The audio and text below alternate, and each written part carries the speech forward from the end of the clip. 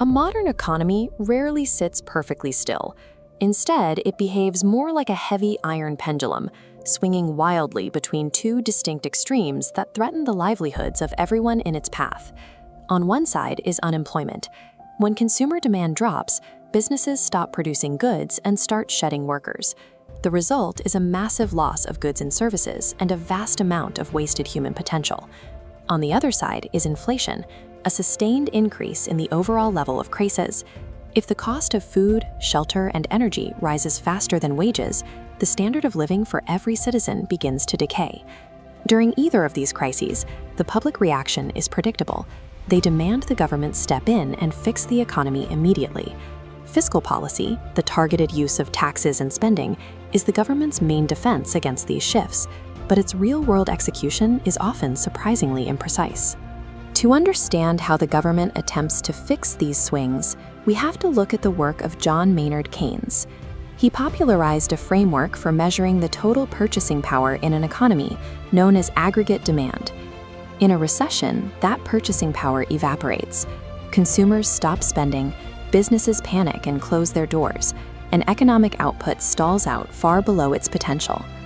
The theoretical cure is expansionary fiscal policy. The government steps in, cuts taxes, and increases federal spending to put cash directly back into the hands of citizens. This chart shows how an injection of government funds shifts the entire aggregate demand curve to the right, moving from AD0 toward AD1. This rightward shift forces the economy back up toward its maximum potential output, restoring equilibrium and lowering unemployment. The government essentially uses its own budget to bridge the gap in consumer demand, moving production back toward its potential capacity. But what happens when the pendulum swings too far the other way? In an overheating economy, demand drastically outpaces the supply of goods, causing prices to skyrocket. The government uses contractionary fiscal policy to cool things down.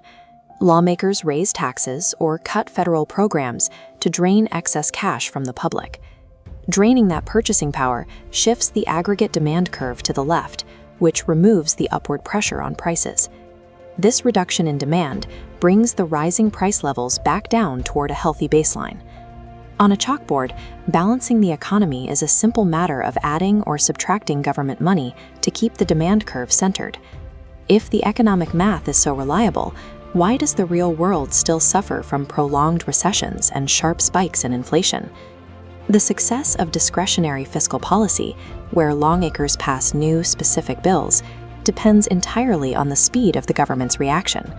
First is the recognition lag. It takes statisticians months to verify a recession has started. Then the legislative lag. Politicians argue and negotiate before passing a bill. Finally, the implementation lag. It takes time to disperse funds and start projects. By the time the cash injection finally hits the economy, the recession may already be over. This unintended stimulus can then accidentally trigger a new wave of inflation. When economists and politicians fail to account for these delays, they risk applying a solution to a problem that has already moved on. Lawmakers often embrace expansionary policy because voters favor handouts and tax cuts. However, they avoid contractionary policy because raising taxes is difficult to survive politically. This political bias leads to massive borrowing. When the government competes for loans, it can drive up interest rates and reduce business investment, a phenomenon known as crowding out. If manual steering is too slow and politically compromised, the economy requires built-in shock absorbers that act without a single vote from Congress. These are automatic stabilizers, programs like unemployment insurance and progressive tax brackets that are already written into law. They function instantly. If citizens lose their jobs, they automatically qualify for benefits that inject money into the economy. During a boom, they automatically pay higher taxes, which cools demand. Pre-programmed safety nets provide a constant baseline of stability, allowing the economy to react to shifts the moment they occur.